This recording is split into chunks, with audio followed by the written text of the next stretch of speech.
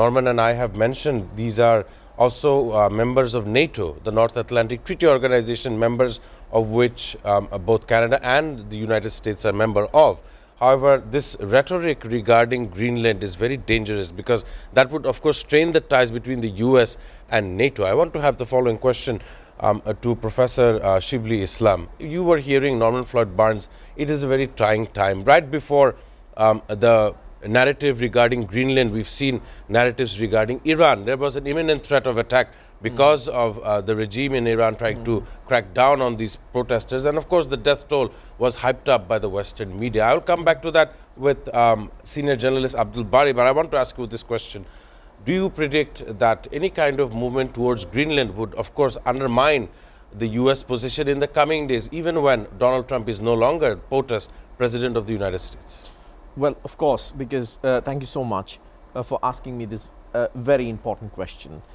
Now, there is a tension between Europe and United States of America regarding Greenland. Now, we have to understand that Greenland was the colony of Denmark from 1721 to 1953. From 1951, it has a treaty with Denmark, and the Donald Trump asserting that how it is important for international defense as well as United States of America's defense.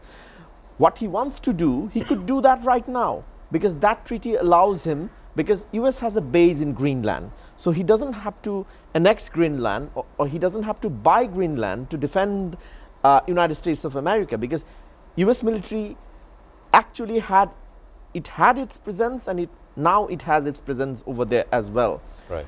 In fact, the France, Sweden, Norway, Denmark, they actually they send the troops over there. Even Germany joined them as well. Yes. So somehow from 1951, Donald Trump could do anything that he wants now to do. It could be possible to do to defend defend Europe as well as to defend United States of America. So there is no reason for annexing, or there is no reason of making military intervention to Denmark. It will definitely hamper the NATO treaty. It would definitely hamper the peace and security and stability between United States of America and Europe. So most importantly, Denmark was given autonomy in 1979. Right. So from 1979, they have their own parliament. From in 2009, they have given the right to independence. So whenever they think they could liberate themselves, they think through a referendum or a vote, they could declare independence. But it's a big island with a small population of nearly 57,000. But they don't want independence, to be honest, because they're financially pretty much or economically they're dependent to Denmark. So that is the situation over there. So what it does, the tantalizing statement that Mr. Donald Trump makes every now and then, it discombobulated us and as well the international communities. But still, there must be another reason behind it. There must be a reason behind the curtain, and the reason is that Greenland possesses almost 30% of the natural gas reserve of the world. It has 13% of the reserve oil of the world, and it has rare elements like nickel and graphite and lithium and all that. So those elements, those rare earth elements are very essential. China has dominance over rare earth elements market. They actually have the monopoly in rare earth elements, which is very important for the trades of electronics good, especially the cell phones and the electronic cars, which is indispensable sine qua non product for those businesses. So Donald Trump is a businessman. He wants America to be great again. So he wants to end this monopoly. So if he wants to end that monopoly, definitely he wants his presence in Greenland in a different way. China already invested a lot in Greenland. Of course, the Nordic people do want investment, but they don't want dependence with China. So there is a difference of opinion between the Nordic population as well. So the other thing that Donald Trump raises his concern about that, well, there are 8 Arctic states, but with that, China has its presence through the cooperation of Russia. They say it is a friendship. They say it a great friendship between the Russia and China.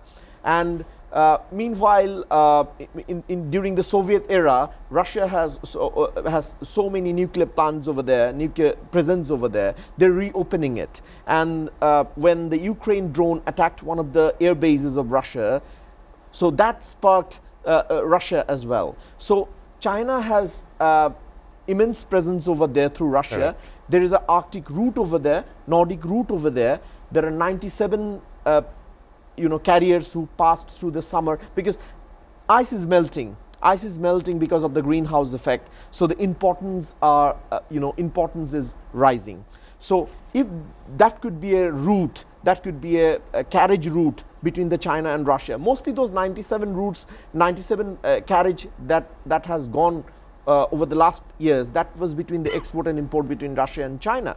Though it's very difficult, because those routes are not very normal routes, not very natural routes, because a lot of icebergs, and it has a lot of embargoes, a lot of hindrance to that route, compared with the Suez Canal, which has like 13,000 ships crossed Suez Canal. But if somehow this Arctic route could be used, thousands of miles could be saved. Of course. So that is the concern of Russia and China. And Donald Trump doesn't want presence of China over there, because he nation. continues to say that it's a matter of national security. But in fact, he could have his presence over there. So he wants the minerals as well. He wants to extract the minerals. He wants to end the monopoly of China in the rare earth mineral business. So that is his ultimate purpose. That behind the screen, his urges are regarding this, to end the monopoly of rare earth business, as well as to extract natural gas, oil, and the rare earth from the